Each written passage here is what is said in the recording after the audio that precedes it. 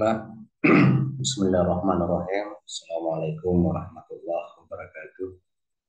Waalaikumsalam warahmatullahi Waalaikumsalam wabarakatuh. Alhamdulillahilladzi hadana lihada wa ma kunna linahtadiya laula an hadana Allah. Asyhadu an la ilaha illallah wahdahu la syarika lah wa asyhadu anna Muhammadan abduhu wa rasuluh. Bapak Ibu yang kami hormati, alhamdulillah hari ini kita bisa kembali melanjutkan perkuliahan kita pada mata kuliah desain dan produksi media pembelajaran PAI.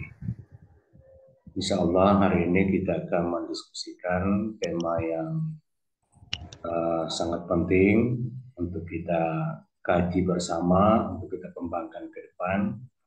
Dan insya Allah kelompok yang bertugas sudah menyiapkan materi yang akan didiskusikan ya. Ini tadi ada diskusi dengan Ketua Rombel ya. Jadi karena dosen partner sudah mulai berbisik ya kapan startnya, jadi kita tidak bisa mengulur waktu lagi ya, karena memang di semester ini sangat kasih waktunya kalau mengacu ke kalender akademik yang berlaku di Yayan Parepare. Jadi Ketua Rombel tadi mengatakan ya insya Allah siap, dan kita tampilkan apa yang sudah disiapkan, nanti diskusinya bisa dikembangkan. Oleh karena itu, kami berikan kesempatan kepada kelompok yang bertugas pada pagi hari ini untuk menjadi pemimpin sidang dalam diskusi kita. Pada tepat dalam As-Qur'an. Baik, terima kasih atas kesempatan yang telah diberikan oleh Bapak dosen. Bismillahirrahmanirrahim. Assalamualaikum warahmatullahi wabarakatuh. Waalaikumsalam warahmatullahi wabarakatuh. Ya, dan kami dari kelompok 4 yang beranggotakan empat orang. Yang pertama Pak Muhammad Albar, Aizullah, Anissa Miranti Amri, dan Ibu Nur Amila Solihah. Oke, saya di sini bertindak sebagai moderator. Langsung saja kita akan masuk ke pembahasan tentang model pembelajaran EDI. Nah, bahan dalam menentukan kualitas pembelajaran, bahan ajar atau materi pembelajaran merupakan bagian yang penting. Nah, desain pengembangan bahan ajar perlu memperhatikan model pengembangannya untuk memastikan bahwa kualitas bahan ajar dalam menunjang efektivitas pembelajaran, karena pengembangan bahan ajar pada dasarnya merupakan proses yang bersifat linear atau yang berhubungan dengan proses pembelajaran. Pembelajaran yang baik memperhatikan rencana dan proses pelaksanaannya. Dalam PAI sendiri memberikan perhatian penuh pada proses pembelajaran tanpa mengurangi perhatian pada hasil pembelajaran. Oleh karena itu, perlu direncanakan dan dipersiapkan materi pembelajaran dengan rencana yang matang dan didukung oleh model dan metode yang sesuai. Pada pembahasan kali ini, model EDI yang akan dibahas adalah salah satu model desain sistem pembelajaran yang memperlihatkan tahapan dasar sistem pembelajaran yang mudah untuk dilakukan. Filosofi pendidikan dalam penerapan EDI ini menjadikan siswa sebagai pusat pembelajaran yang inovatif, otentik, dan juga menginspirasi bagi siswa itu sendiri. EDI sendiri adalah sebuah proses yang melayani sebagai pembimbing untuk berbagai kondisi yang kompleks, menyediakan hasil pengembangan pendidikan dan sumber pembelajaran yang lainnya. Oke, next. Yang pertama itu yang akan saya bahas sebagai pemateri pertama, awal mula model pembelajaran EDI. Awal mula model pembelajaran ini berasal dari konsep model desain pembelajaran serta teori yang digunakan oleh Angkatan Darat Amerika Serikat pada tahun 1950. Kemudian Florida State University pada tahun 1975 mengembangkannya pada bidang educational teknologi agar semua angkatan bersenjata Amerika Serikat dapat menggunakannya dan menghasilkan prajurit yang berkualitas. Kemudian para praktisi pendidikan kemudian membuat penyesuaian agar model ini dapat diterapkan dalam dunia pendidikan. Praktisi pendidikan maksudnya pada tahun 1980 pertengahan. Sehingga model pengembangan pembelajaran ini lebih praktis dan juga dinamis. Sehingga EDDI diterapkan dalam pendidikan dan berbagai produk lainnya seperti dalam pencarian pekerja baru untuk sebuah perusahaan, strategi dan metode pembelajaran atau bahan ajar. Para praktisi pendidikan ini mengembangkan model EDDI dalam mengembangkan perangkat dan program pelatihan atau pembelajaran yang efektif, dinamis, dan mendukung proses pembelajaran. Nah, Kemudian selanjutnya, EDDI ini dikembangkan oleh dua pakar, yakni Reiser dan juga Molenda. Kemudian setelah itu dikembangkan lagi oleh Branch dengan model skema seperti peta konsep, yang dimana tahapan-tahapan dalam model pembelajaran EDDI ini saling berhubungan dan sebelum melakukan evaluasi ada revisi-revisi yang dilakukan menurut Branch ini.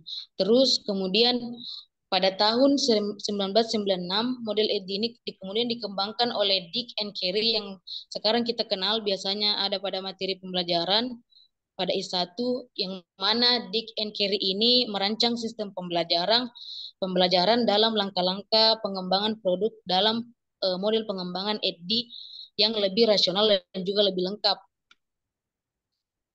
Nah, kemudian pengertian model pembelajaran EDDI. EDDI ini merupakan akronim dari atau kependekan dari analisis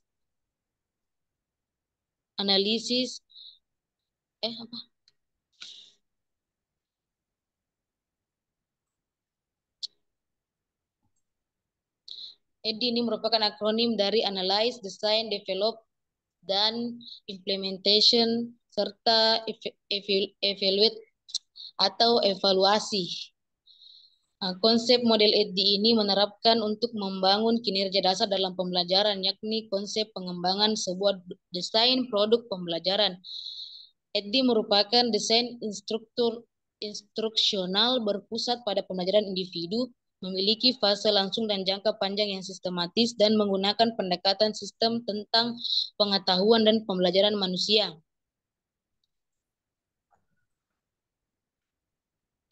Menurut Asrar Aspiamanurung, model pembelajaran EDDI adalah model desain pembelajaran yang sifatnya lebih generik dan menjadi pedoman dalam membangun perangkat dan infrastruktur program pelatihan yang efektif, dinamis, dan mendukung kinerja pelatihan itu sendiri.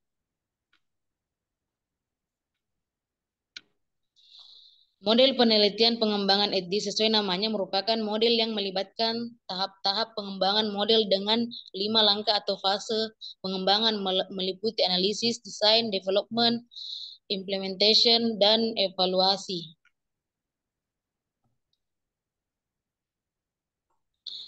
Model EDDI ini adalah jembatan antara peserta didik, materi, dan semua bentuk media yang berbasis teknologi. Model ini mengasumsikan bahwa cara pembelajaran tidak hanya menggunakan pertemuan kuliah, buku teks, tetapi juga memungkinkan untuk menggabungkan belajar di luar kelas dan teknologi ke dalam materi pembelajaran. Artinya, model ini memastikan pengembangan instruksional dimaksudkan untuk membantu pendidik dalam mengembangkan instruksi yang sistematis dan efektif. Hal ini digunakan untuk membantu para pendidik mengatur proses pembelajaran dan melakukan penilaian hasil belajar peserta didik. Selanjutnya, untuk materi selanjutnya saya persilakan kepada Saudari Aizullah, yaitu tahap-tahap model pembelajaran EDDI. Terima kasih. Baik, terima kasih atas kesempatan yang diberikan kepada saya. Oke, baik, saya akan melanjutkan mengenai tahapan model pembelajaran EDDI.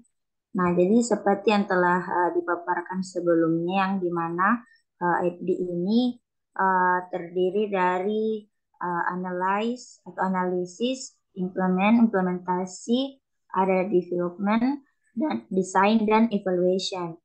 Nah, jadi di dalam tahapan model pembelajaran EDD ini yang dimaksudkan dengan analisis yaitu misalkan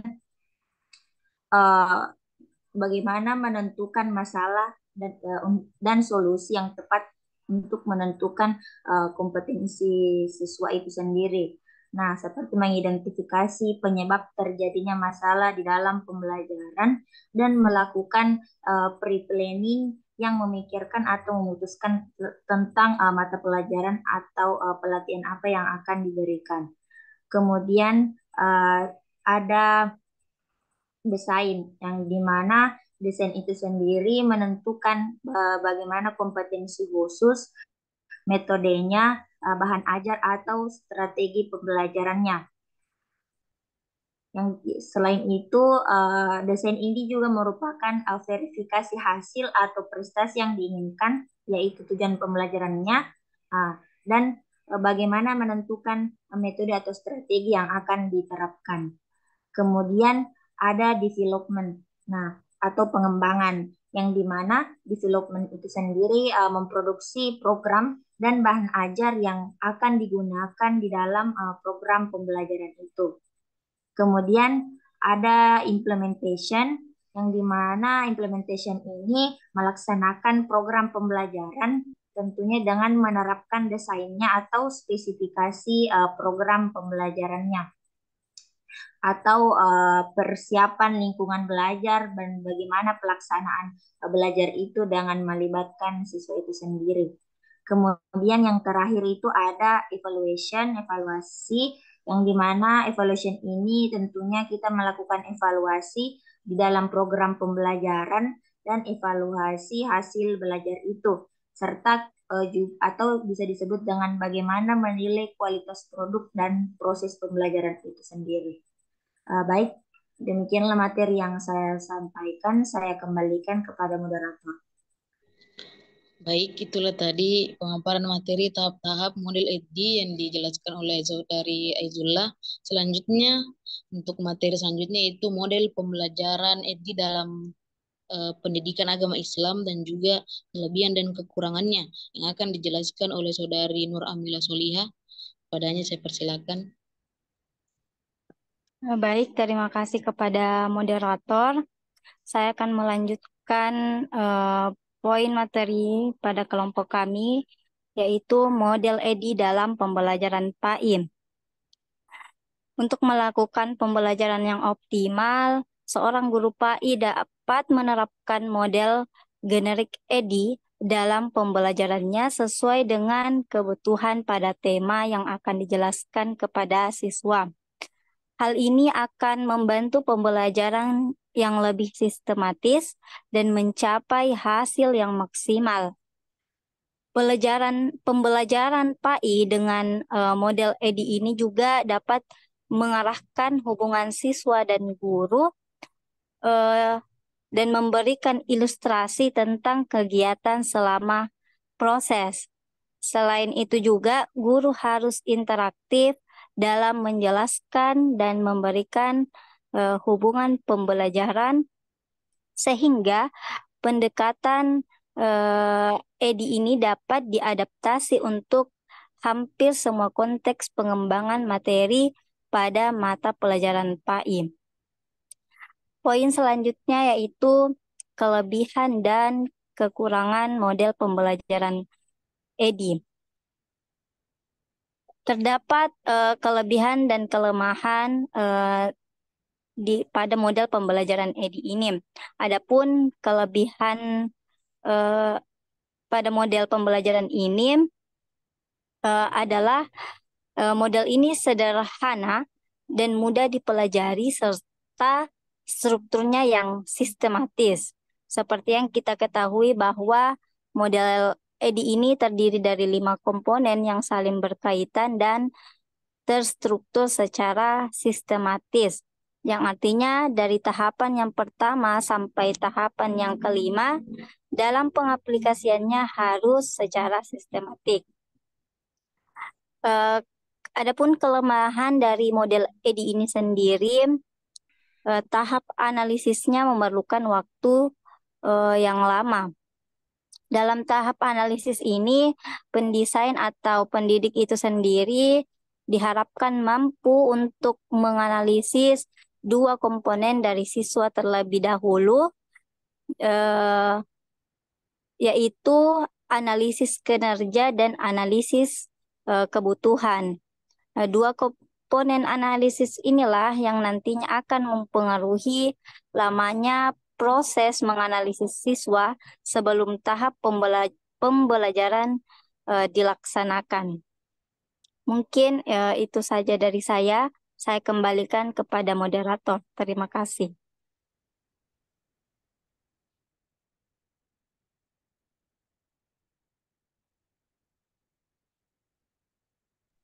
Tidak aktif mic tak, Bu Anissa?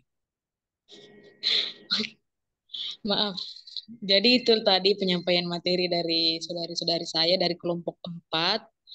Kemudian untuk selanjutnya kesimpulannya itu, EDI merupakan model yang terdiri dari 5 langkah: analyze, design, develop, implementation, dan evaluasi, yang dikembangkan oleh 2 pakar utama yang kemudian dikembangkan kembali lagi oleh Dick and Carey pada tahun 1996 yang kita kenal sampai sekarang pada materi yang biasanya kita pelajari tentang model pembelajaran. Model pembelajaran ini adalah pendekatan desain pembelajaran yang berpusat pada pembelajaran individu siswa dengan fase-fase yang sistematis yang bertujuan untuk membangun kinerja dasar dalam pembelajaran dengan fokus pada pengembangan produk pembelajaran yang efektif. Oke, demikianlah pemaparan materi dari kelompok 4. Terima kasih atas perhatiannya. Langsung saja saya serahkan kepada kelompok 5 untuk mempresentasikan makalahnya.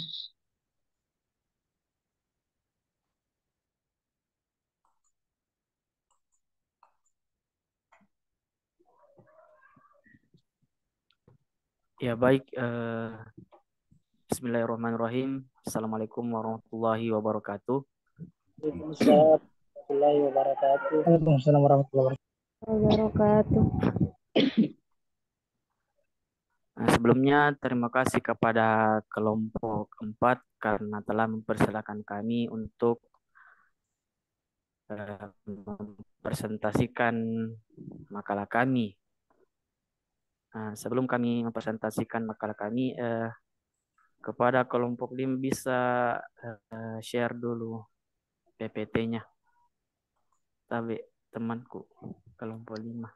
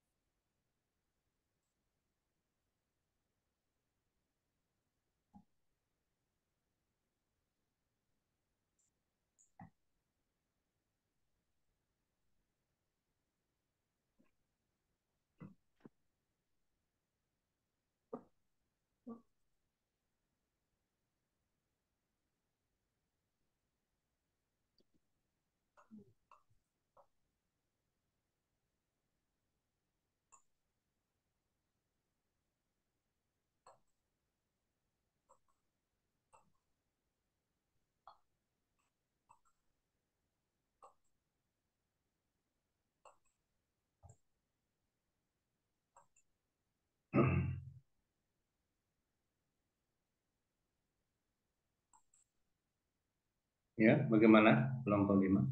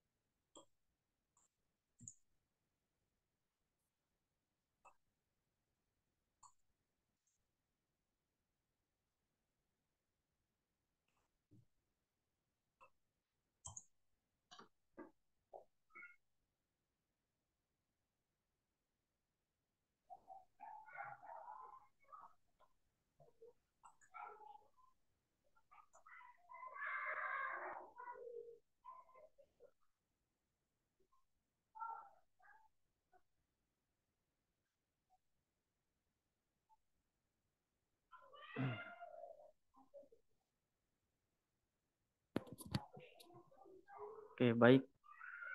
Mohon maaf selanjutnya. Mohon maaf karena kendala jaringan, jadi tiba-tiba keluar.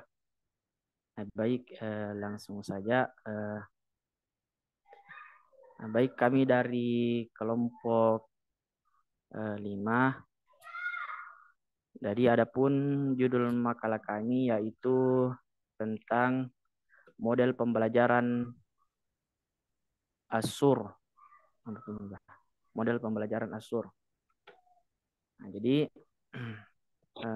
pendidikan merupakan salah satu penentu dalam meningkatkan sumber daya manusia. Nah, jadi guru sangat berperan penting dalam hal ini. Nah, oleh karena itu, guru patut mengembangkan desain pembelajaran.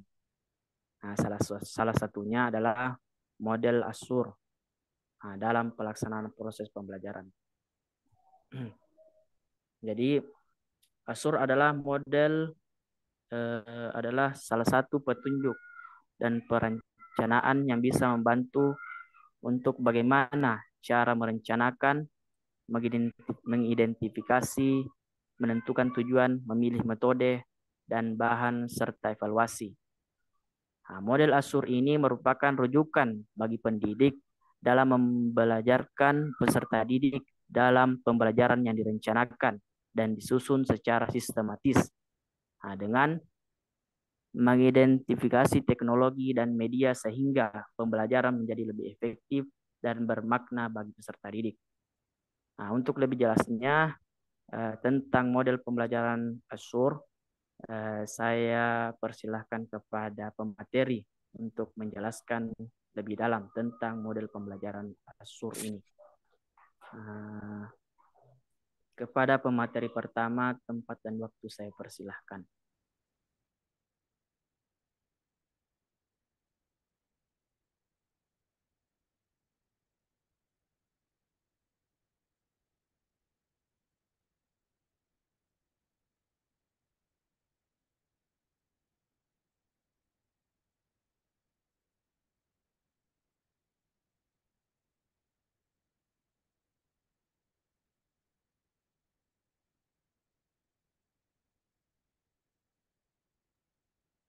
Bismillahirrahmanirrahim. Assalamualaikum warahmatullahi wabarakatuh.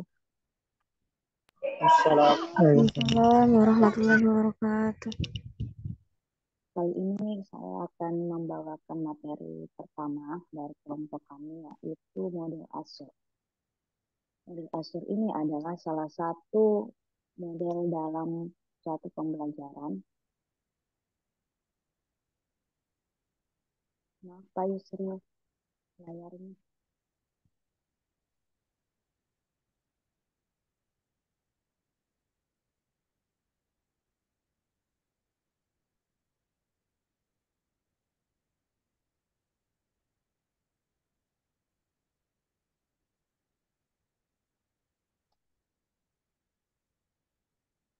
Ya, model Azure adalah salah satu model pembelajaran seperti model ADGE. Ini bedanya pakai model Azure yang dari model Azure ini mempunyai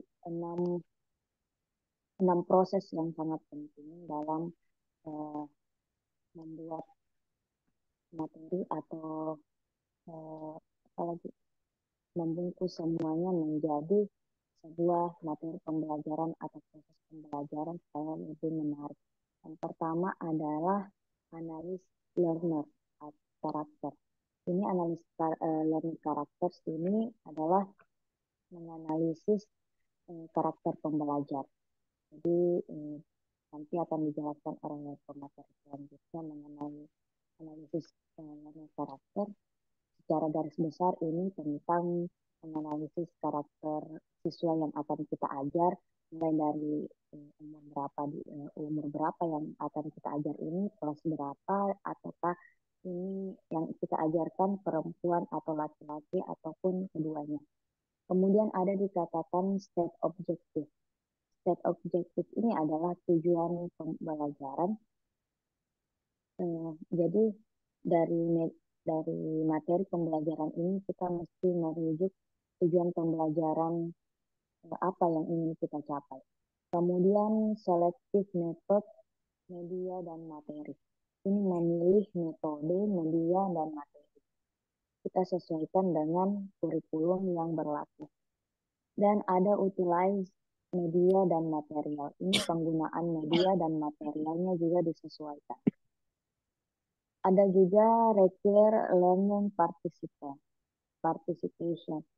Ini mengukur partisipasi peserta didik dalam membuat media dan penggunaan media kita sesuaikan dengan partisipasi peserta didik. Kemudian ada evaluasi dan merevisi atau revise. Evaluasi ini kita lakukan setelah proses pembelajaran berlangsung dan merevisi apa yang sekiranya mesti diperbaiki ataupun kurang atau mesti ditambahkan dalam proses pembelajaran.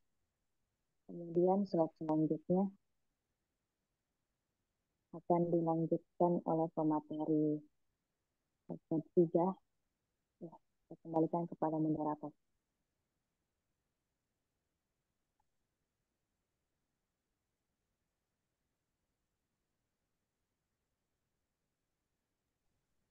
Oke, terima kasih kepada. Jadi langsung saja kita lanjutkan kepada materi kedua.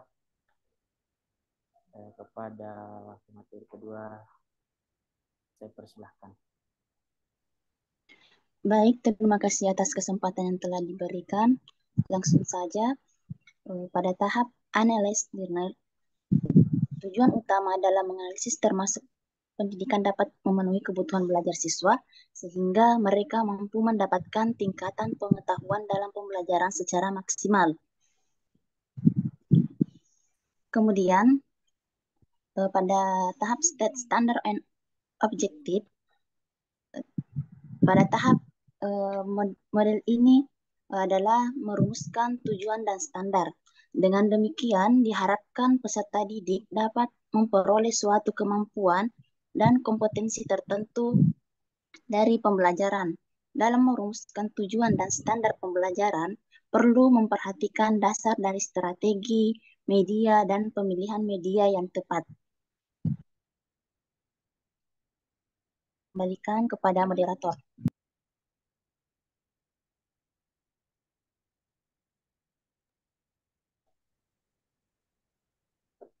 Iya, terima kasih kepada materi kedua yakni Ibu Emma. Iya, ulangin kelas 1 tadi. Siapa cari? Oh, kesana kayaknya. Iya. Oh, maaf sebelumnya.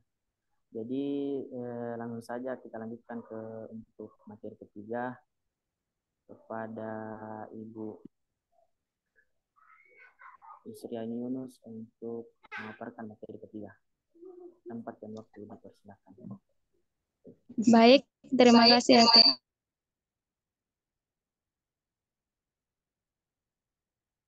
kesempatan yang diberikan. Jadi saya lanjutkan, yaitu memilih strategi, teknologi, media, dan bahan ajar. Nah, langkah teknologi dan media maupun bahan ajar itu yakni membuat pembelajaran yang efektif dengan cara mendukung pembelajaran dengan menggunakan teknologi dalam media, dalam sistematika pemilihan strategi, teknologi, dan media. Kemudian ada itu menggunakan teknologi media dan bahan ajar. Nah, sebelum memanfaatkan media ini atau memanfaatkan media dan bahan yang ada sebaiknya ada beberapa langkah-langkah yang harus diikuti. Yang pertama itu kita harus mengecek bahan ajar yang akan dipakai. Kemudian yang kedua itu mempersiapkan bahan ajarnya. Dan yang ketiga itu mempersiapkan lingkungan belajar.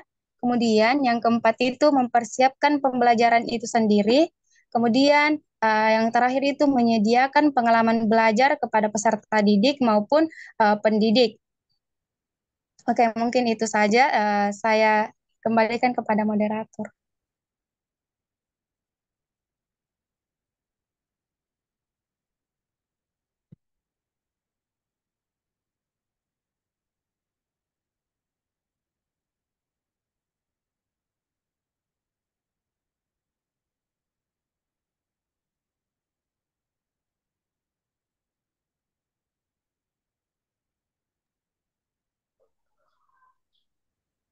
Sudah?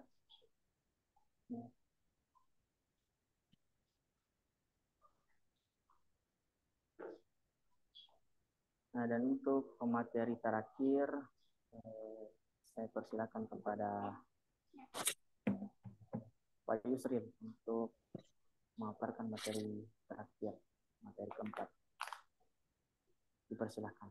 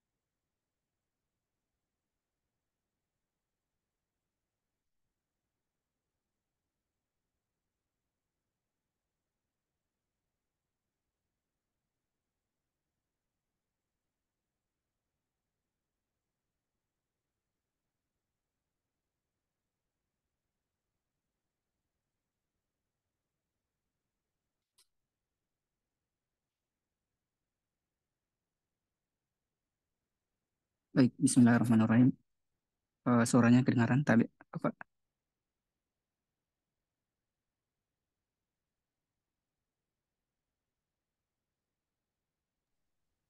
Ya, silakan Pak Yusril.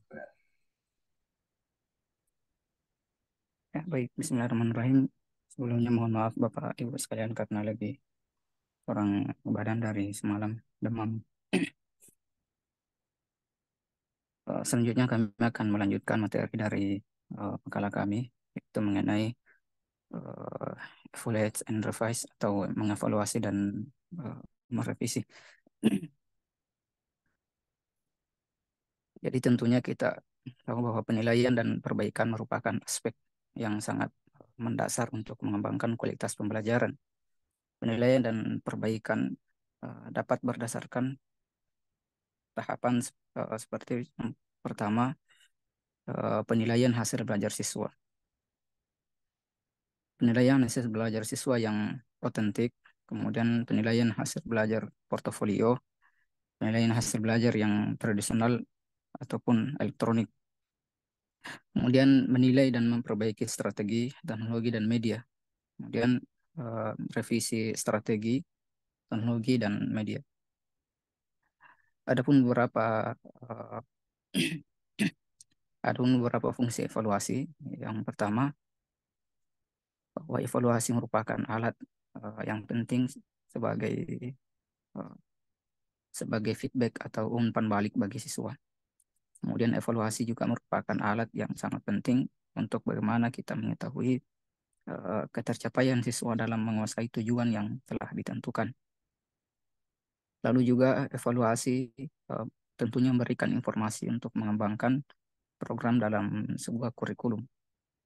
Juga informasi dari hasil evaluasi dapat digunakan oleh peserta didik atau siswa secara individual dalam mengambil keputusan.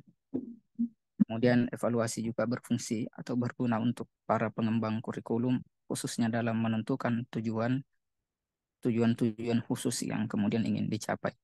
Yang terakhir, evaluasi berfungsi sebagai feedback bagi orang tua, bagi guru, bagi pengembang kurikulum, atau bagi pengambil kebijakan.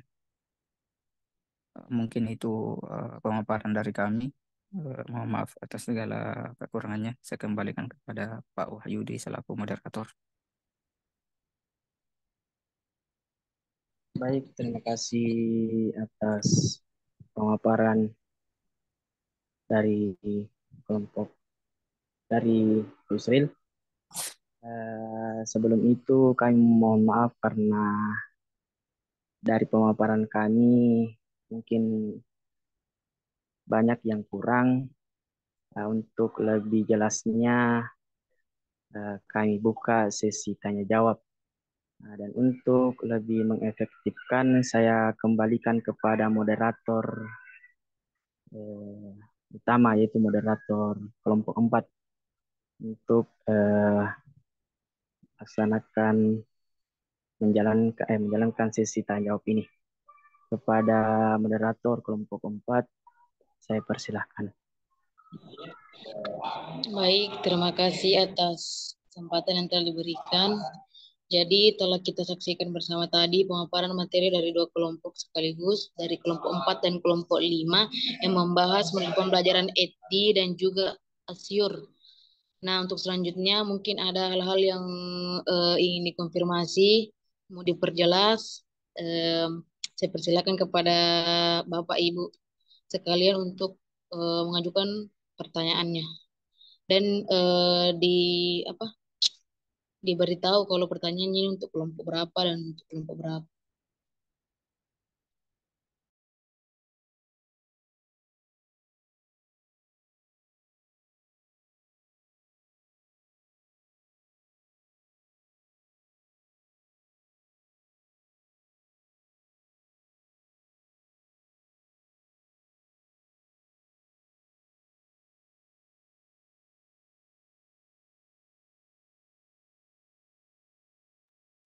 Oke, Bapak Ibu bagaimana?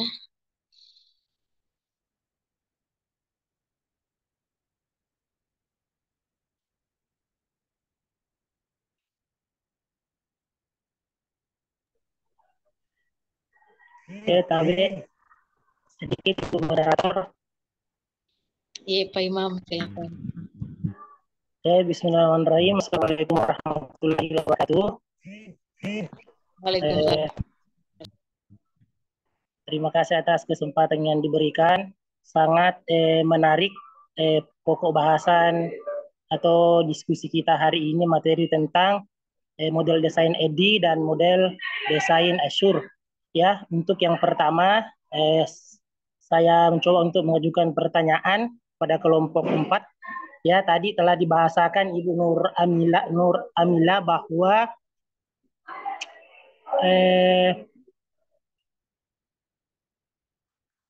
desain EDI ini adalah satu kesatuan yang sistematis, ya. Artinya bahwa tidak ada yang boleh saling mendahului. Yang menjadi pokok pertanyaan saya di sini adalah di bagian implementasi, ya.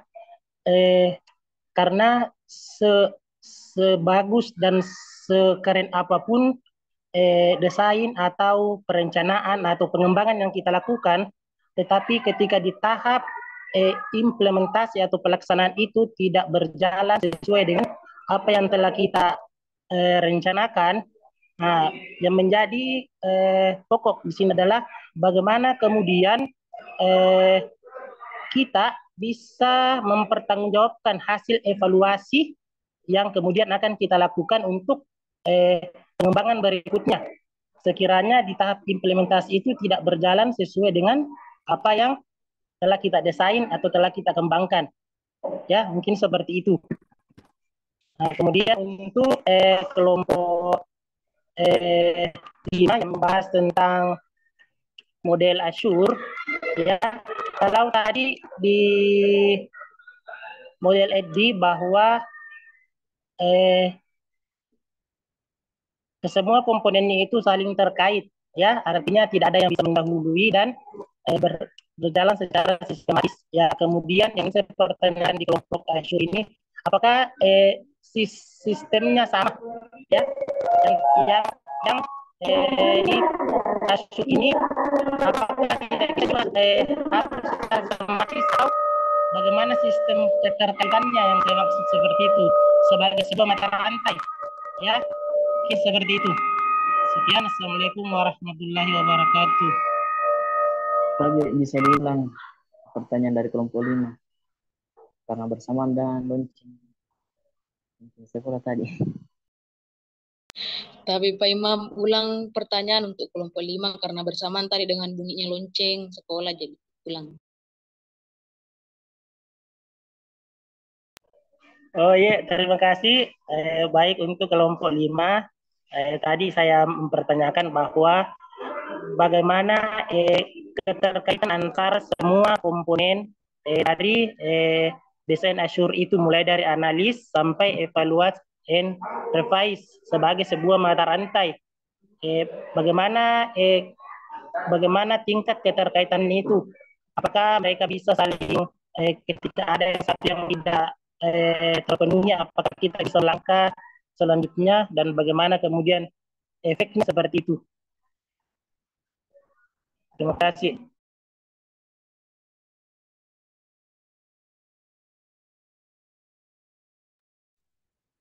Oke, masih ada pertanyaan dari Bapak Ibu yang lain?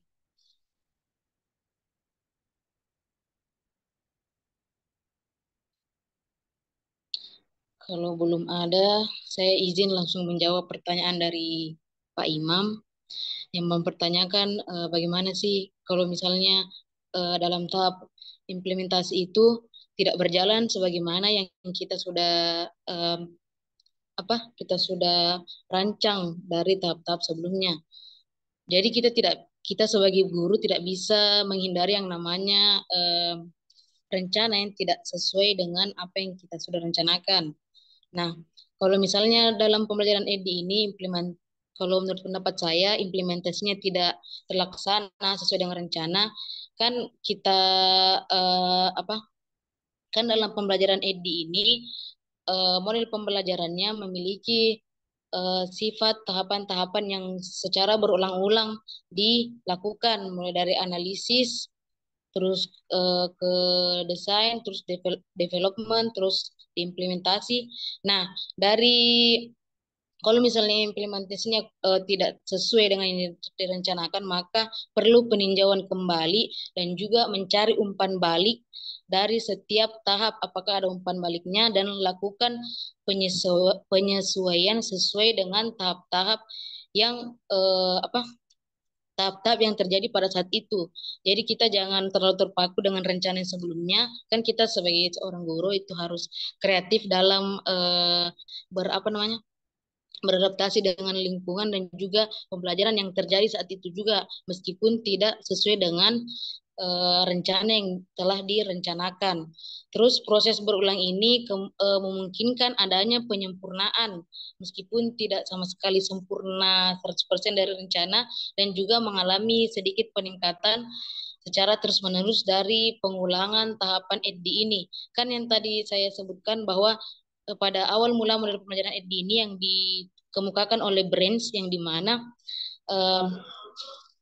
skema itu saling berhubungan satu sama lain antara keempat tahap sebelum evaluasi. Jadi dalam keempat tahap, menurut pendapat saya ini, dalam keempat tahapan ini perlu dilakukan secara berulang-ulang ya Pak. Jadi supaya terdapat umpan balik terletak di sebelah mana di setiap tahapan-tahapan ini, kemudian nanti dievaluasi. Gitu. Kalau menurut saya, mungkin dari teman-teman saya, dari Pak Albar, dari Bu Ais atau Bu Amila bisa menambahkan, saya persilakan.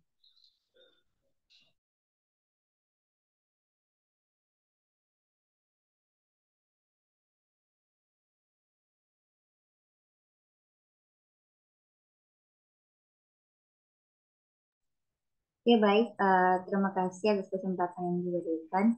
Baiklah, saya akan memberikan sedikit tambahan yang dimana pertanyaannya dari Pak Imam, yaitu bagaimana jika implementasi yang direncanakan itu tidak sesuai dengan apa yang kita rencanakan, dan bagaimana kita mempertanggungjawabkan evaluasi dengan implementasi yang tidak direncanakan. Jadi menurut saya yaitu mungkin yang pertama-tama itu tentunya kita perlu menganalisis sesuai dengan yang sebelumnya dikatakan oleh Bu Anissa, yaitu menganalisis apa akar dari penyebab ketidaksesuaian tersebut. Nah, mungkin tentunya ada beberapa faktor yang terjadi, yaitu seperti adanya kurangnya pemahaman terhadap rencana tersebut, atau perubahan kebutuhan atau situasi-situasi yang tidak kita duga, atau bahkan masalah teknis lainnya. Nah, kemudian setelah kita menganalisis penyebabnya itu, tentunya kita mengambil tindakan perbaikan tentunya yang sesuai dengan apa yang ingin kita rencanakan. Nah, ini berarti itu kita bisa melakukan revisi bagaimana rencana pembelajaran tersebut. Nah, untuk bagaimana kita mampu mencerminkan realitas dari implementasi tersebut. Nah, kemudian juga kita bisa menyediakan pelatihan atau tambahan untuk personel-personel yang terlibat, atau kita bisa memperbaiki masalah teknis itu yang mungkin terjadi. Nah, kemudian yang pentingnya lagi tentunya kita memastikan bahwa evaluasi tentunya itu mungkin tidak sesuai dengan implementasi yang direncanakan, dan tentunya kita harus mampu bagaimana menjadi bisa lebih memperluas wawasan kita dan apa yang perlu diperbaiki di dalam proses perencanaan dan implementasi tersebut. Nah, sekian dari saya kembalikan kepada moderator. Oke, baiklah, terima kasih atas tambahan jawaban dari Ibu Aizullah. Nah, saya kembalikan lagi kepada Pak Imam. Apakah masih kurang jelas atau bagaimana? Ada sanggahan, Pak? Oke, terima kasih atas penjelasannya. Lanjut ke pertanyaan selanjutnya. Oke, terima kasih Pak sudah bisa menerima jawaban kami. Dan selanjutnya saya persilakan kepada yang masih mau bertanya, atau mungkin kelompok 5 sudah mau menjawab pertanyaan dari penanya tadi. Pak Imam juga yang bertanya. Tabe Ibu.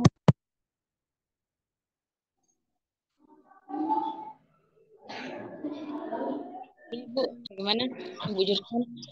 Ya, baik, izin bertanya untuk kelompok 6. Jadi pertanyaan saya ialah kelompok 5. Jadi pertanyaan saya yaitu, kan tadi sudah dijelaskan tentang langkah-langkah dari model Azure itu. Nah, pertanyaan saya yaitu bagaimana bentuk penerapan dari model Azure ini di dalam pembelajaran PAI itu sendiri. Jadi melalui langkah-langkah yang tadi dijelaskan, bagaimana penerapannya di dalam pembelajaran PAI itu sendiri. Mungkin itu saja, Bu. Sekian dari saya.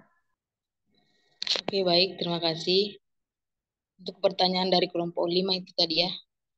Jadi, bagaimana masih dibuka sesi tanya jawabnya?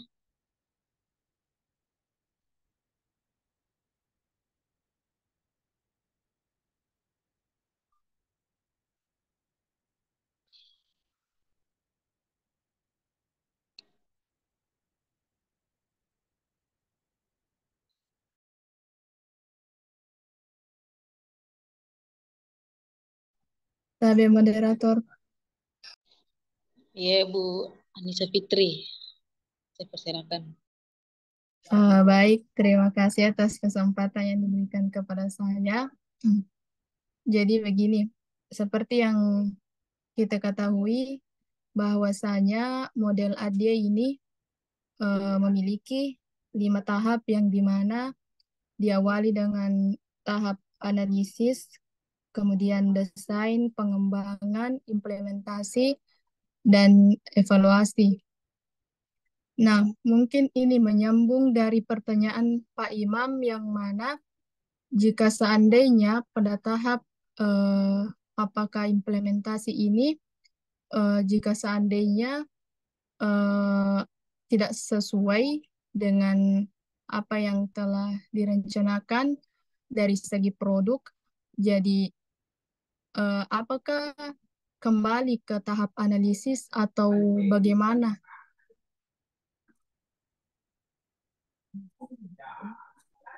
Mungkin itu sedikit kejanggalan pada saya, sehingga saya tanyakan kepada kelompok 4. Terima kasih. Maaf, tadi di tahap mana yang maksudnya kurang? Seandainya kan ini model ADIA itu kalau pada penelitian akan menghasilkan sebuah produk. Nah, jika pada saat tahap implementasi produk ini tidak sesuai atau ada hal yang mungkin yang telah direncanakan itu tidak sesuai di tahap implementasi ini, apakah kembali ke proses ke tahap analisis? Jadi begitu, Bu. Oke, sebelumnya saya izin memperlihatkan model skema dari branch yang bisa jadi menjawab pertanyaan dari Ibu Anissa Fitri. Sebentar.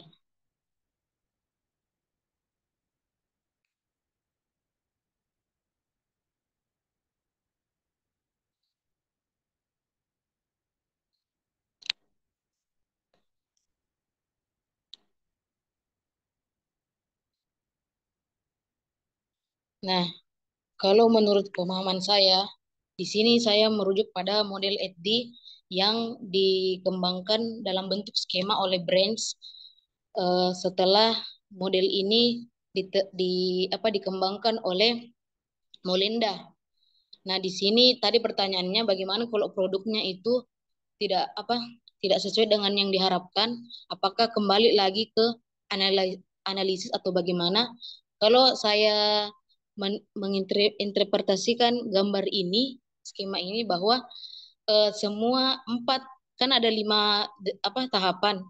Nah, 4 tahapan yang lainnya ini seperti analisis, desain, implementation, dan juga development itu saling berkaitan yang dimana mereka saling merevisi satu sama lain ketika pastinya ada sebuah kejanggalan pada produk ataupun pada tadi implementasinya yang kurang sesuai rencana.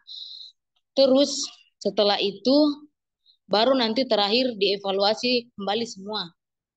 Jadi jawaban saya tetap sama, yaitu kembali lagi ke analisisnya, direvisi, kemudian desainnya juga direvisi, kemudian developmentnya direvisi. Ini 4 tahapan ini saling merevisi untuk kemudian sampai kepada evaluasi.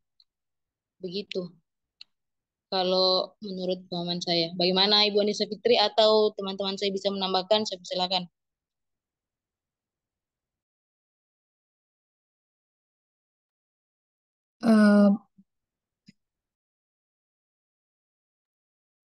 Bisa menanggapi, Bu?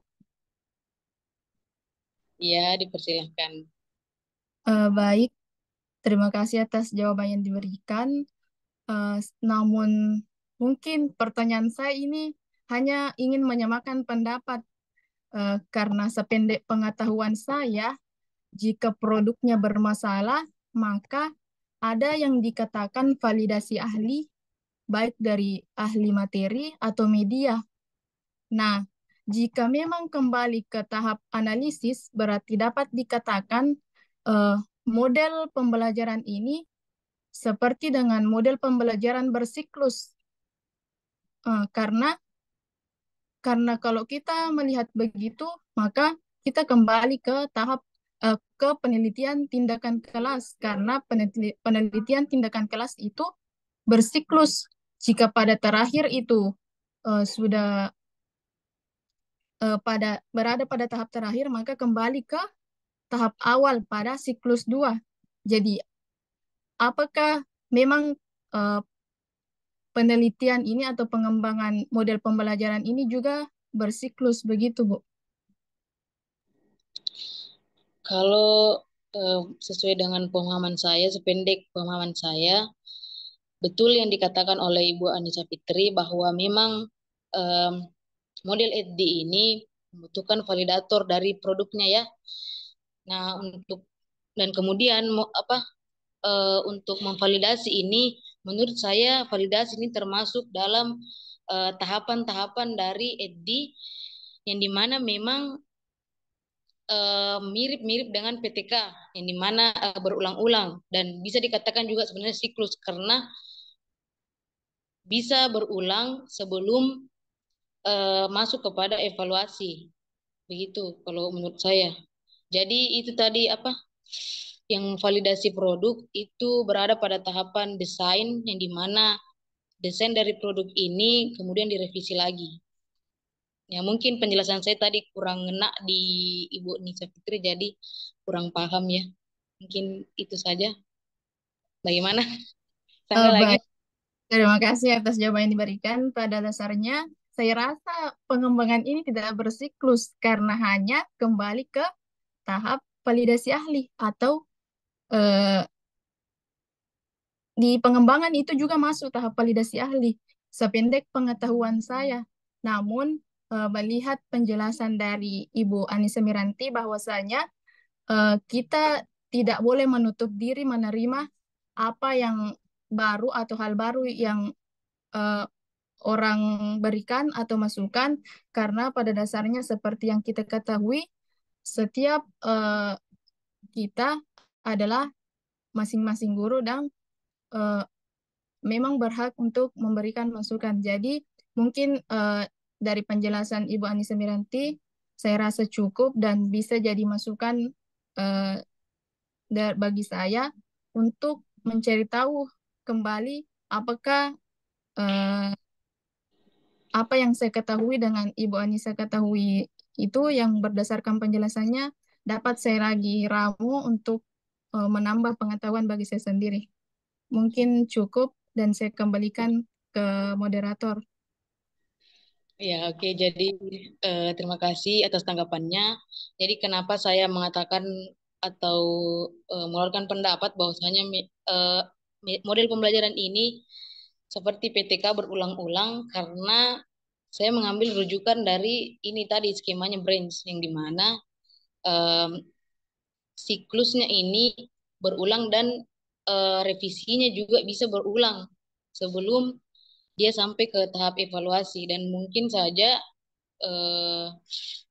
karena kita sebagai guru itu memang harus menerima masukan dan juga mencoba hal baru ataupun mencari tahu lagi hal baru dari pengetahuan orang yang mungkin kita tidak ketahui. Jadi terima kasih atas tanggapannya. Ini bisa menjadi pembelajaran untuk kita untuk lebih lebih mencari tahu lagi bagaimana sebenarnya model pembelajaran ini. Oke, terima kasih Ibu Anissa. Selanjutnya, bagaimana kelompok 5? Sudah mau menjawab pertanyaan? Oke, baik. Kami dari kelompok 5 akan mencoba menjawab. Saya mohon maaf sebelumnya kepada pertanyaan Pak Imam. Di skip dulu. Saya melangkah ke pertanyaan kedua, yaitu tentang pertanyaannya itu berkaitan dengan langkah-langkah pembelajaran Asyur ini. Nah, yaitu tentang bagaimana bentuk pembelajaran pada model pembelajaran Asyur ini. Jadi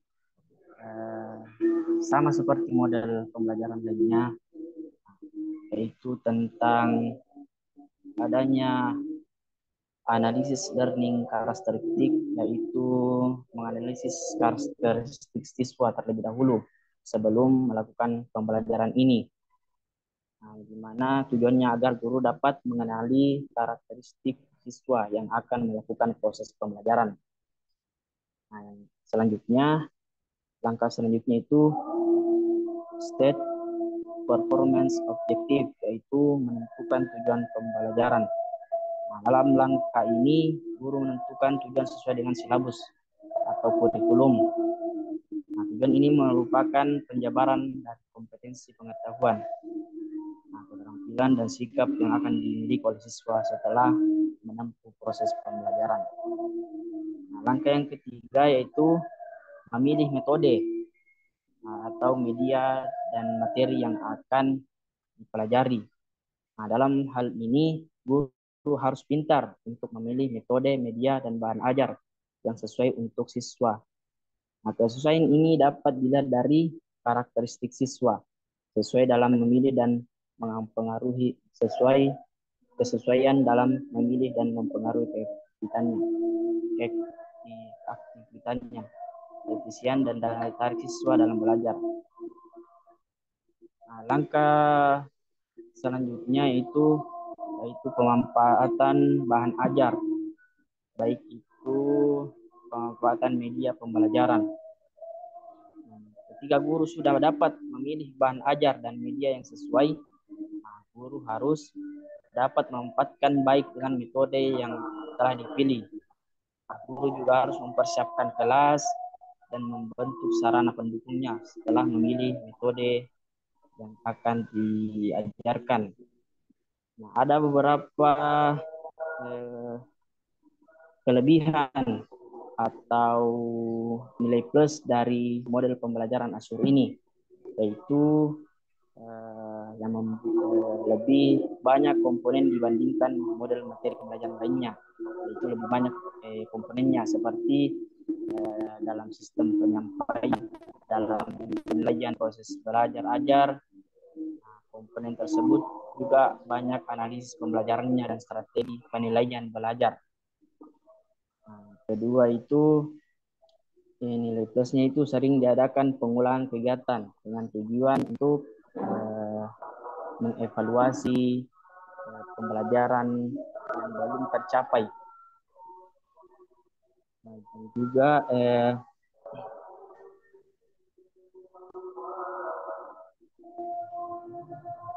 selain itu di samping itu guru juga wajib menyampaikan materi dan mengolah kelas menggunakan media, menggunakan metode dan bahan ajar yang secara optimal untuk tercapainya pembelajaran itu. Atau ada tambahan dari teman atau ada saya kembalikan kepada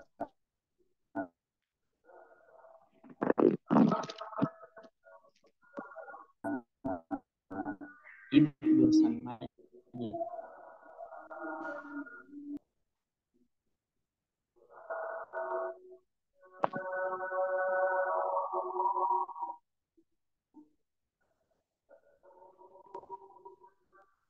Ya, mungkin Ibu Anissa mau menjawab, Putri Anissa. Menambahkan. Oh iya, Bu. Maaf di sini jaringannya kurang bagus jadi agak loading. Ya, mengenai pertanyaan dari ibu siapa tadi yang kedua itu, ibu Jursan Majid ya. Tadi kalau saya tidak salah tangkap dia mau secara rinci mengenai bagaimana model Asyura ini diterapkan dalam materi PAI. Ya. Kalau kita bahas tentang materi PAI,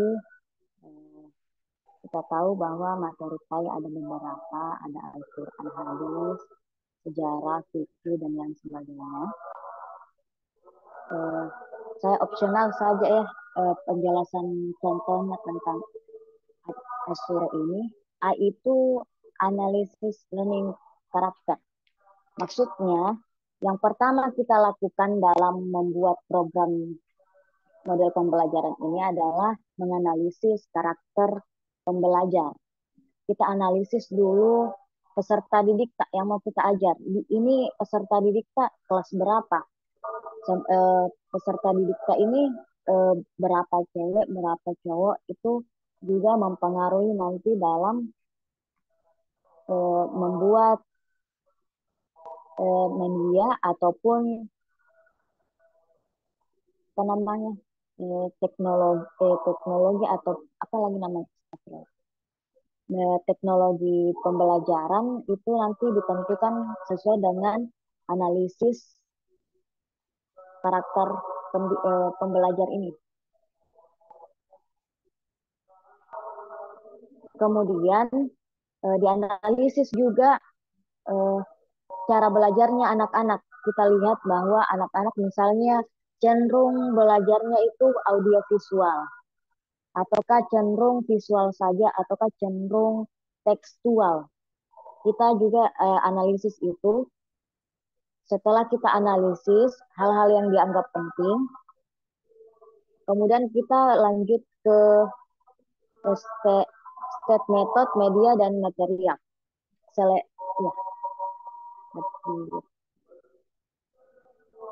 objektif ya, state objektif atau tujuan pembelajaran. Jadi setelah kita analisis ini siswa ada berapa, misalnya ada 10 atau 20, ada 20 siswa. Ya, tujuan pembelajaran tak apa? Misalnya kita ambil Al-Quran dan hadis, atau Al-Quran sajalah supaya tidak terlalu lebar pembahasan. Pembelajaran Al-Quran. Tujuannya misalnya siswa dapat mampu menghafal Quran surah An-Nas misalnya. Di situ kita rancang memang tujuan pembelajaran kita apa. Jadi nanti kita bisa merancang media apa yang akan kita gunakan supaya tujuan pembelajaran ini tercapai. Setelah kita tentukan tujuan pembelajaran kita apa, kita lanjut ke pilih metode, media, dan materinya. Material maksudnya bahan ajar. Memilih metode. Metode misal tadi Al-Quran hadis membaca Quran surah An-Nas. Bisa melafalkan Quran surah An-Nas. Metode apa yang kita gunakan? Apakah metode tilawah, ataukah metode ikro, ataukah hifzil, atau menghafal? Itu dari guru sendiri mau pilih yang mana. Disesuaikan dengan analisis karakternya tadi. Kalau anak-anak cenderung mudah menghafal, kita gunakan metode menghafal. Kalau anak-anak cenderung suka membaca, kita gunakan Iqra saja. Atau ke anak-anak belum bisa membaca Al-Quran dengan benar, kita pakai ejaan saja dulu. Jadi kita sesuaikan metodenya. Kemudian kita pilih medianya. Setelah pilih metode, pilih media dulu. Media ini, media apa yang ingin kita gunakan? Karena kita tujuannya adalah bisa melafalkan atau menghafal Quran surah An-Nas, maka media yang kita gunakan bisa pakai bisa kita cantumkan yang syekh itu loh, apa sih namanya? yang murotal begitu kan tentang Quran surah An-Nas, begini cara pelafalannya nak. Di situ dijelaskan supaya lebih paham kan, kalau kita sendiri yang menjelaskan kadang agak susah untuk memaparkan apa yang ingin kita sampaikan. Jadi untuk lebih memudahkan penyampaian materi, kita memanfaatkan media audio. Audio ini misalnya tata cara membaca Quran surah An-Nas dengan baik dan tartil misalnya. Kemudian setelah itu memilih penggunaan teknologi media dan materi itu hampir mirip ya, penggunaan teknologi media. Teknologinya apa? Kalau di sekolah-sekolah cenderung menggunakan proyektor, gunakanlah proyektor untuk menampilkan audio tadi. Ataukah kalau tidak ada proyektor karena kita hanya menggunakan audio, bisa pakai speaker. Bisa pakai speaker supaya anak-anak yang ada di kelas itu mendengarkan semua, karena cenderung sekolah itu kan 10 sampai 20 misalnya dalam satu kelas. Kemudian ada efektivitas pembelajaran. Nah, ini berhubungan juga dengan analisis. Efektifan pembelajaran kan biasa kita lihat, oh anak-anak kalau misalnya bermain game, pembelajarannya itu lancar. Kita gunakan metode game itu biasanya anak-anak semangat begitu. Jadi kita mengambil hal itu untuk memacukan efektivitas pembelajaran anak didik.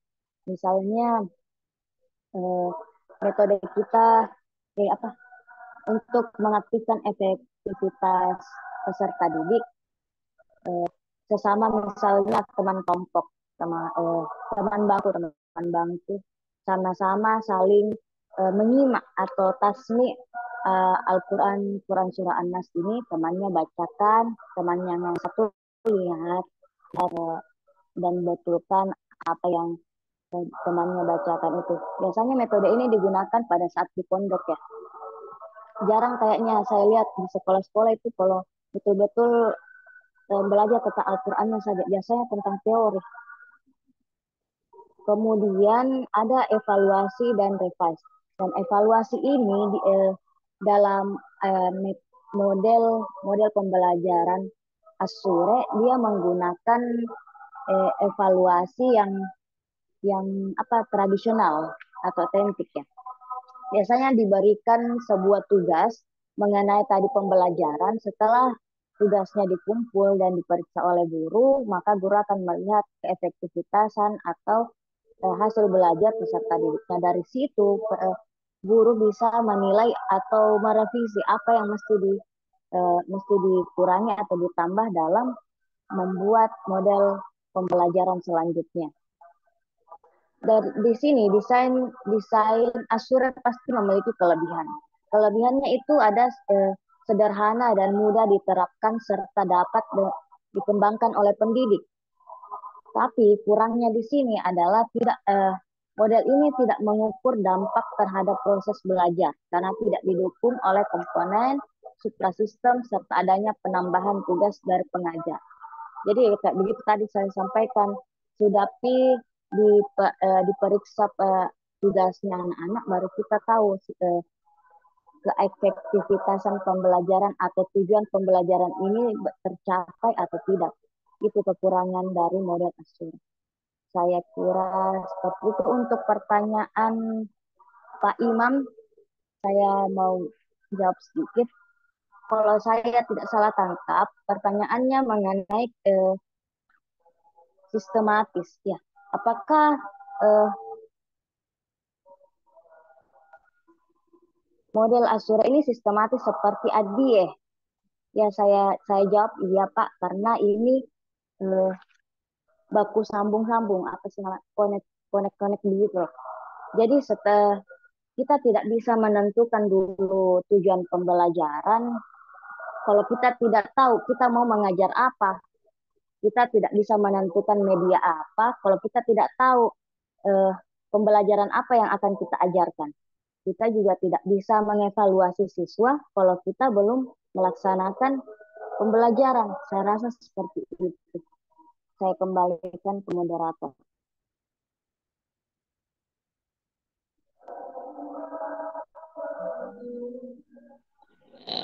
Itulah tadi penjelasan yang sangat rinci dari Ibu Putri Anissa kepada penanya, Pak Imam dan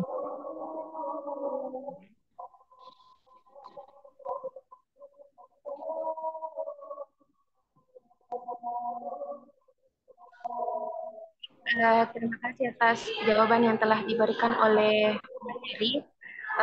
Tadi sudah dijelaskan mengenai langkah-langkahnya oleh Pak Wahyudi, dan selanjutnya tadi sudah juga dijelaskan oleh Ibu Putri bagaimana bentuk dari penerapan model pembelajaran ini pada pembelajaran PAI.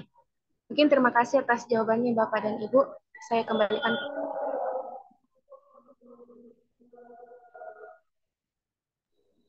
Oke, terima kasih untuk semua yang telah berpartisipasi. Karena mengingat waktunya sudah masuk, sudah mau selesai, jadi saya serahkan kepada Pak Dokter Ali untuk menambahkan ataupun memberikan pencerahan kepada kami semua. Silakan Pak Tabe.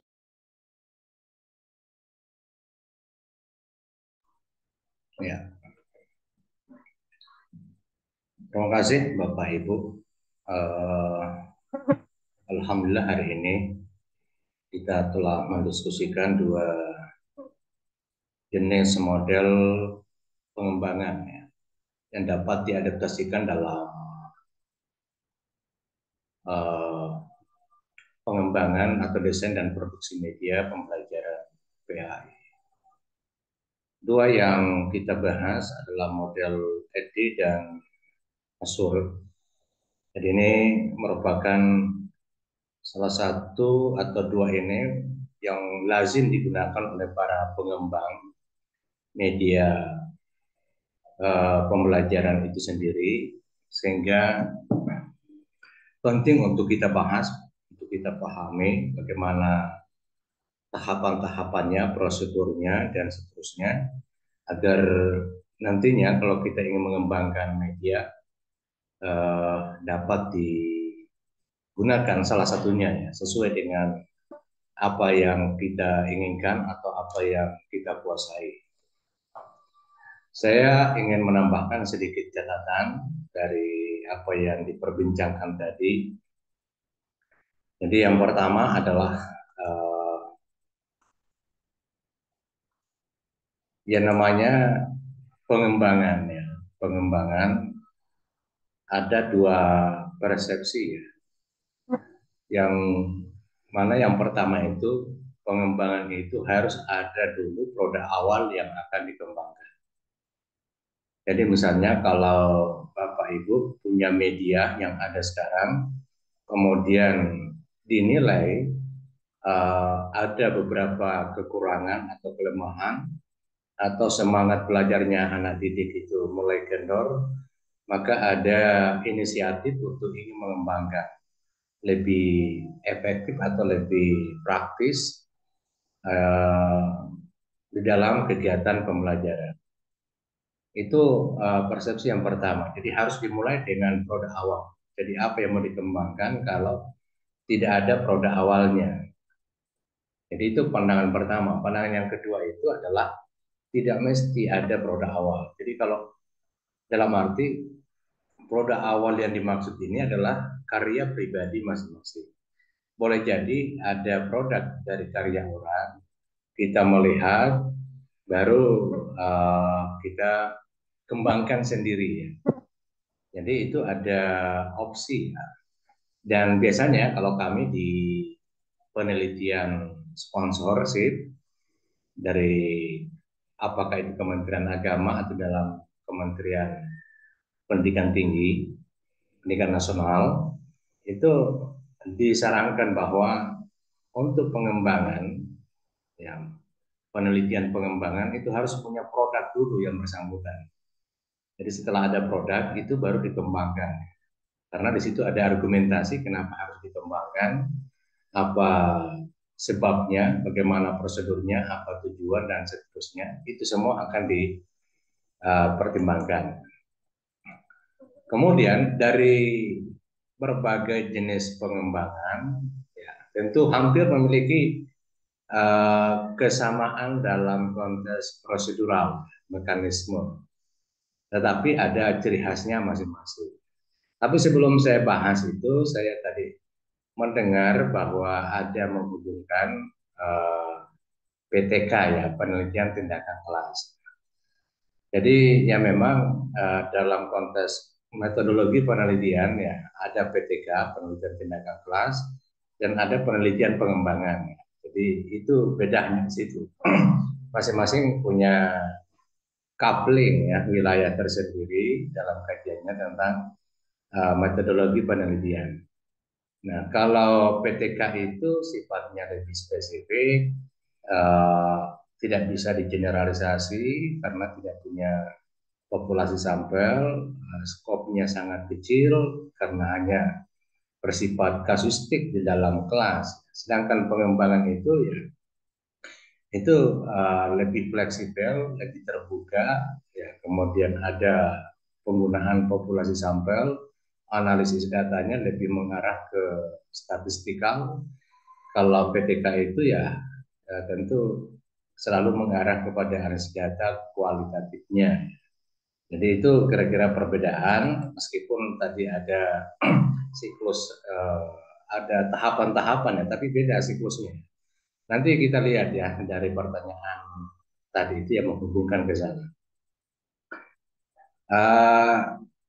Dari jenis pengembangan yang akan kita pelajari ke depan itu ya, ada 3 ya sasaran utama yang ingin dicapai. Sehingga produk media itu kita yakini layak digunakan di dalam kegiatan pembelajaran. Jadi apa yang kita ingin ukur, ada 3 sesungguhnya yang menjadi indikator ya, yakni validitasnya, kemudian kepraktisannya, dan efektif ya. Jadi ini tadi menanggapi dari pertanyaan yang ada.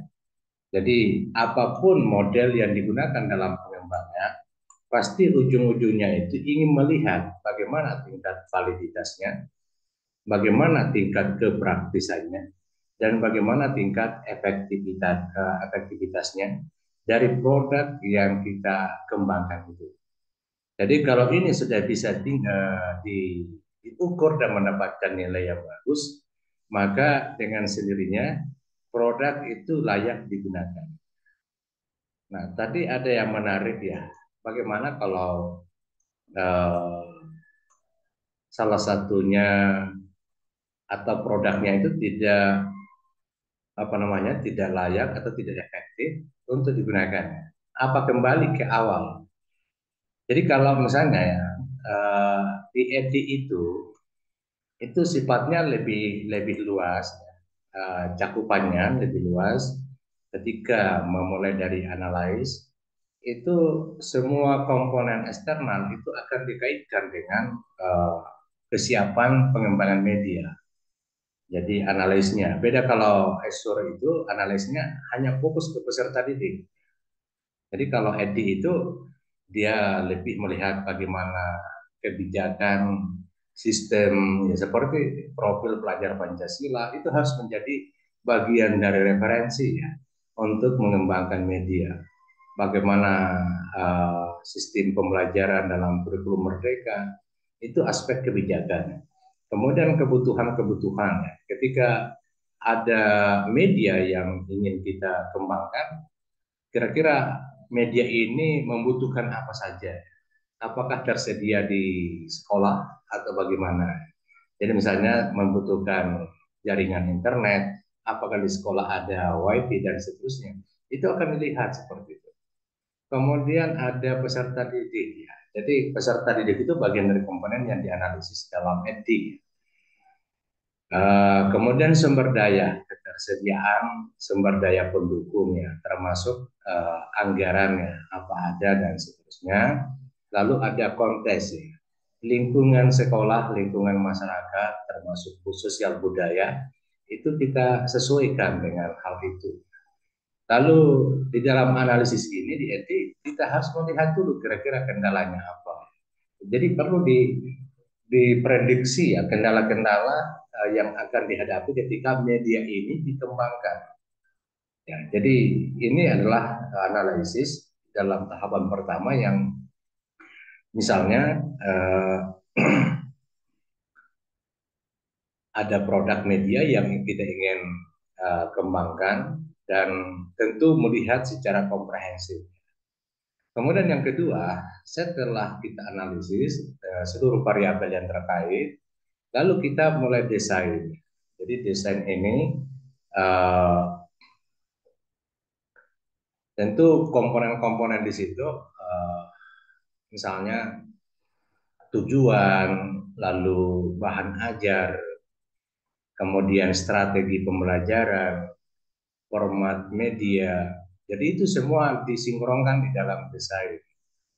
Nah, termasuk juga ya biasanya kalau di pengembangan itu apapun modelnya itu ada FGD ya, Focus Group Discussion ya.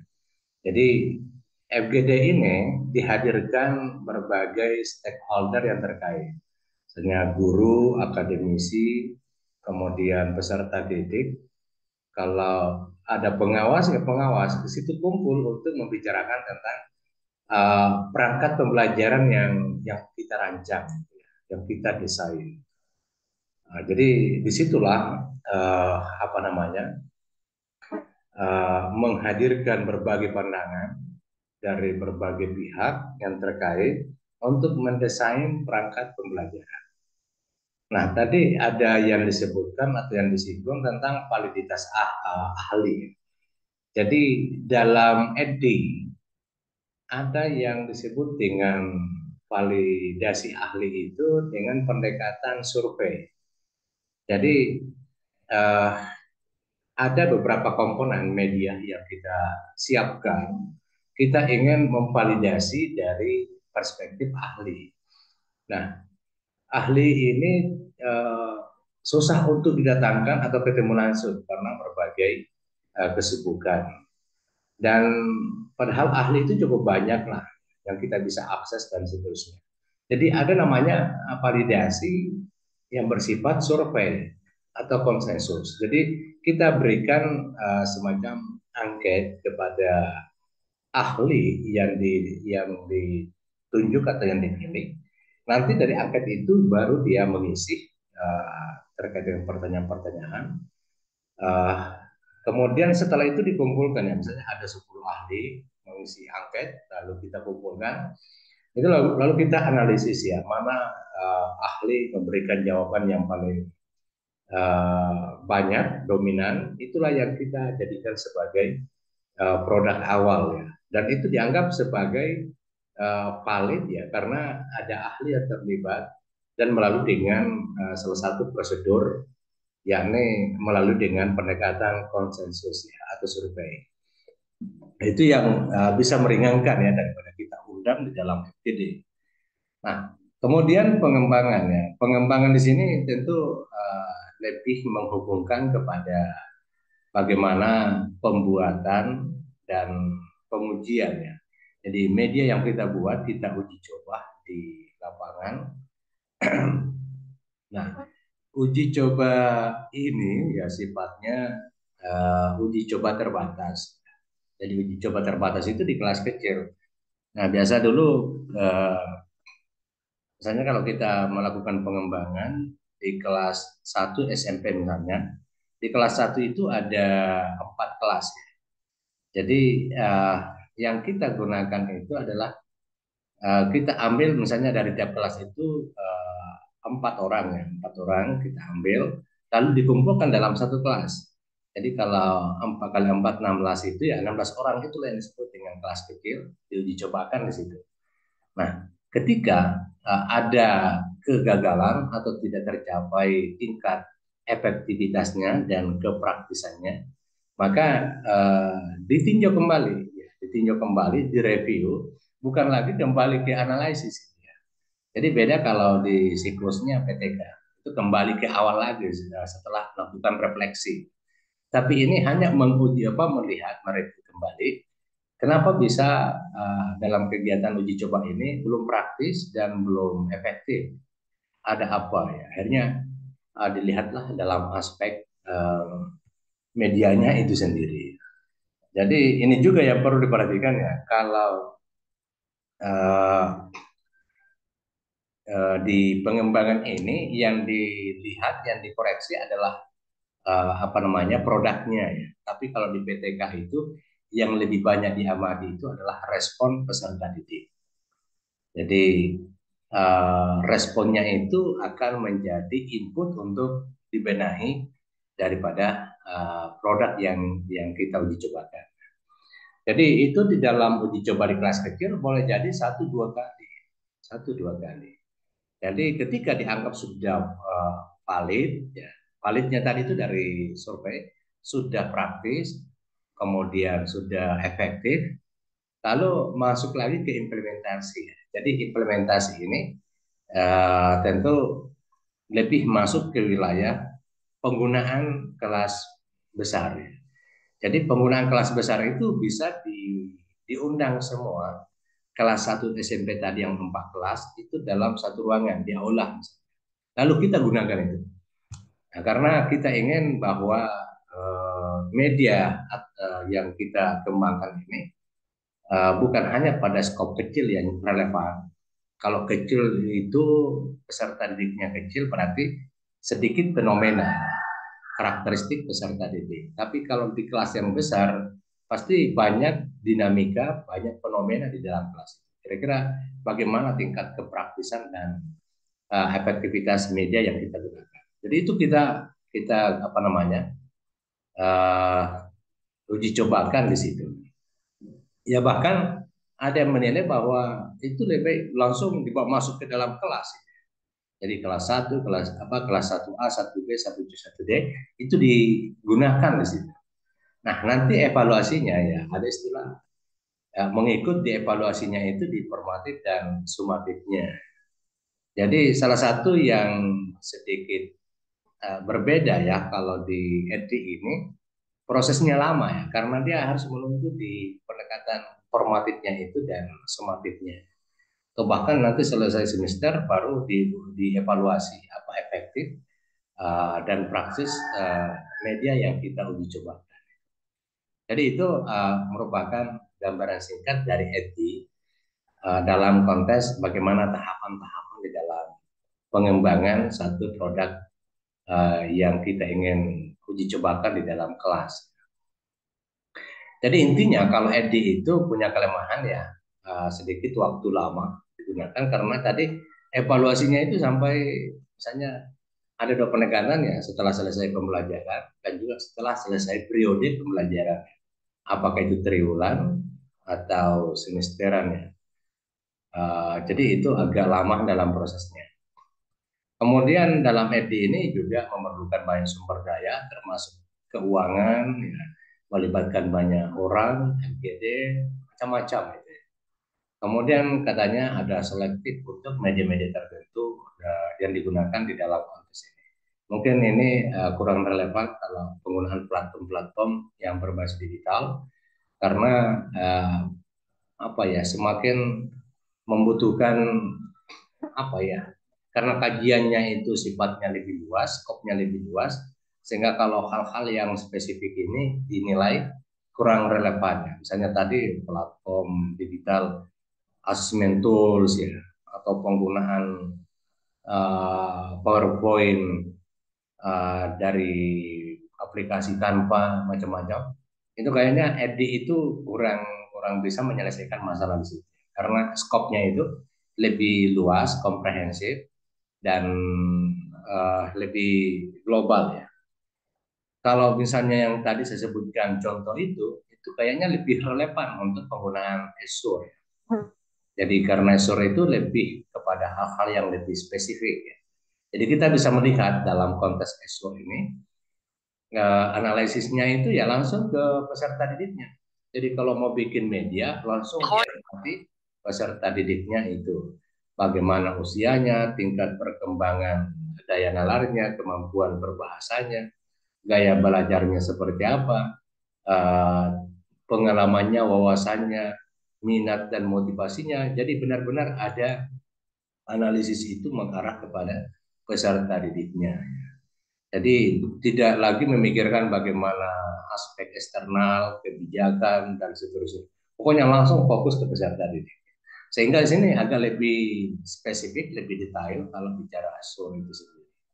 Kemudian tahapan yang kedua itu menetapkan tujuan pembelajarannya, state objective.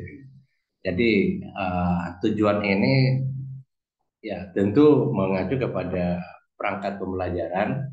Namun demikian dalam tujuan itu, karena media yang kita rancang itu adalah media yang sifatnya spesifik. Yang tadi platform-platform yang benar-benar spesifik, itu kita harus lihat ini platform apa jelas, bisa diukur lebih spesifik, dapat diamati, ya, dapat dicapai atau dapat diimplementasikan secara praktis dan relevan. Jadi ini penyusunan tujuan pembelajaran itu ya tentu disesuaikan dengan media pembelajaran PAI yang kita ingin kembangkan. Kemudian yang kedua ya select media and material. Jadi kita akan memilih media dan bahan ajar. Jadi ini di tahap ketiga ini kita baru bisa menggunakan aspek yang lainnya. Misalnya FGD, tadi di FD juga ada FGD.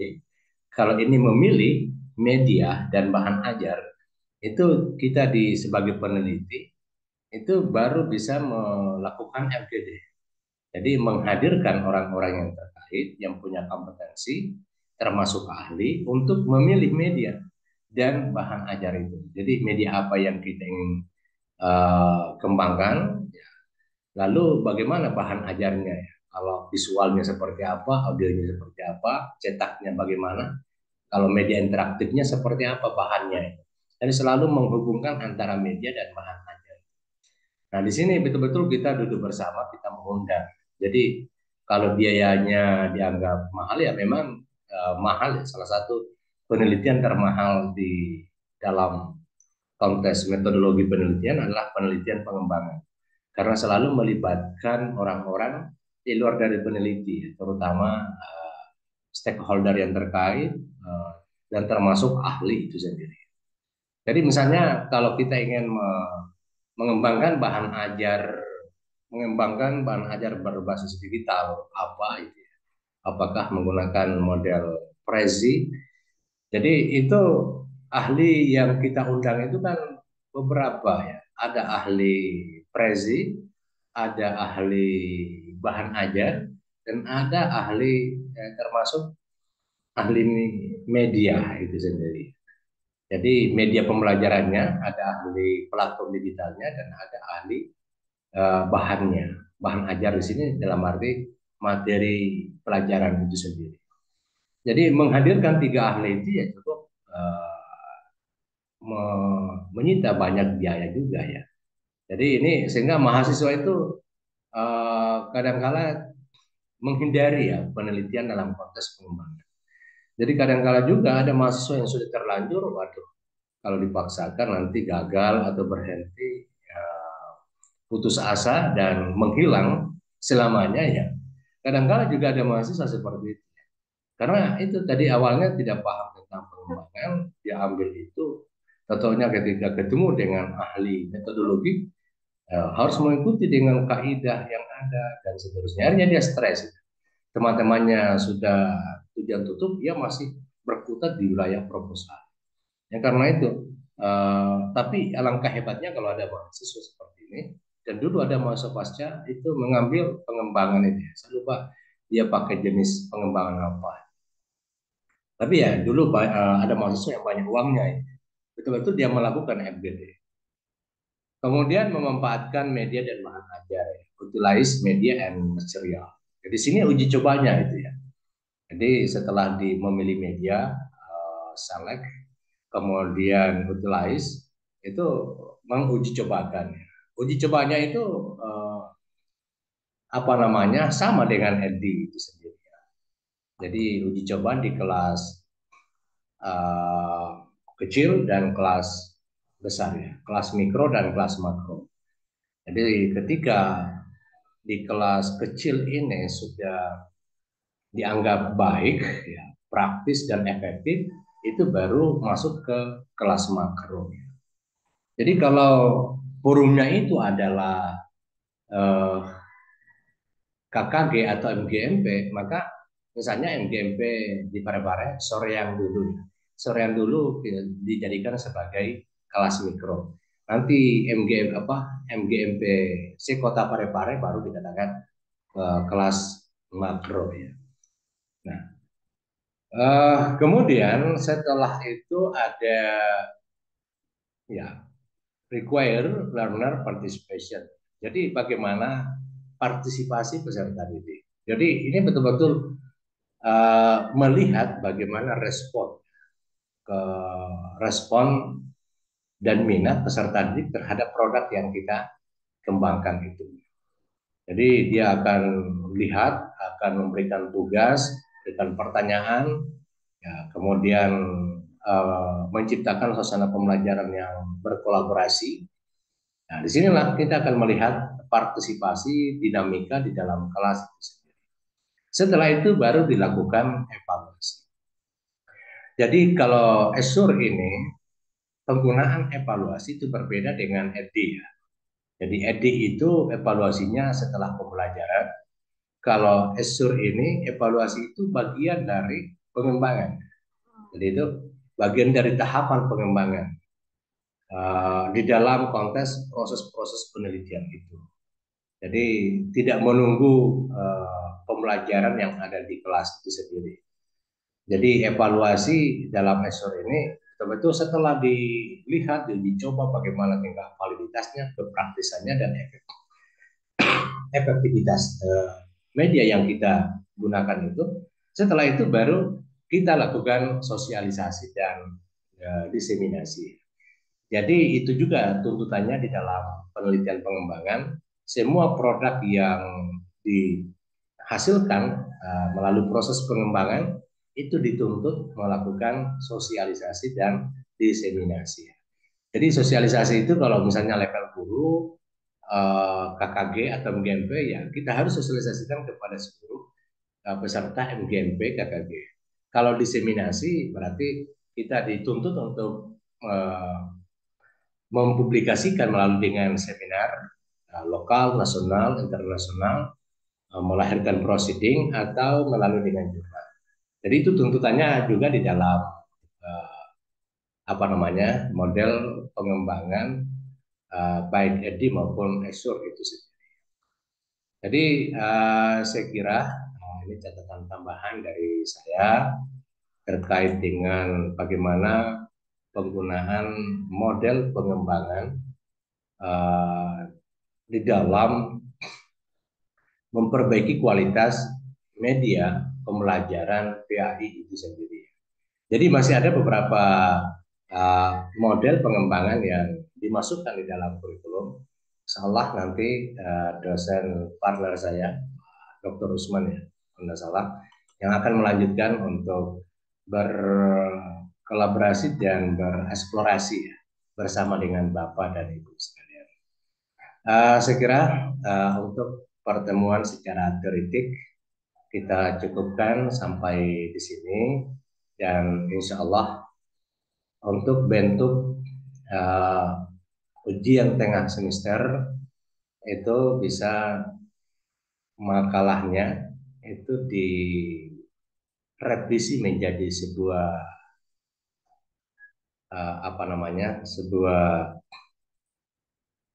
naskah ya, tergantung nanti pilihannya ya, apakah naskah jurnal atau dalam bentuk book chapter.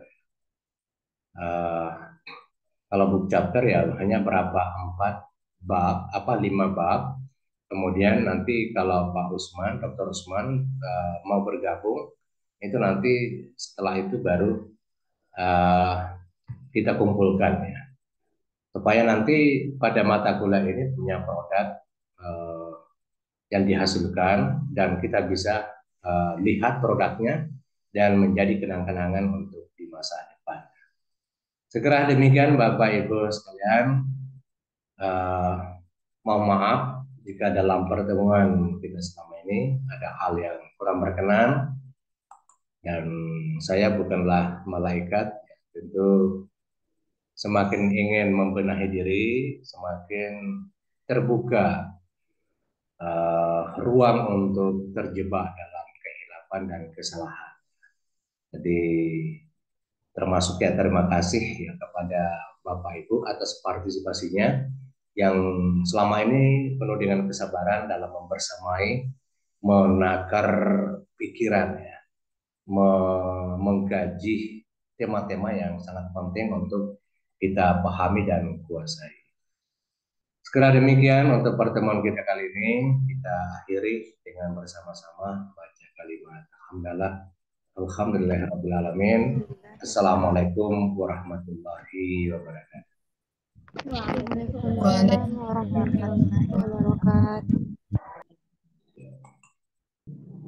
Selamat istirahat Bapak Ibu.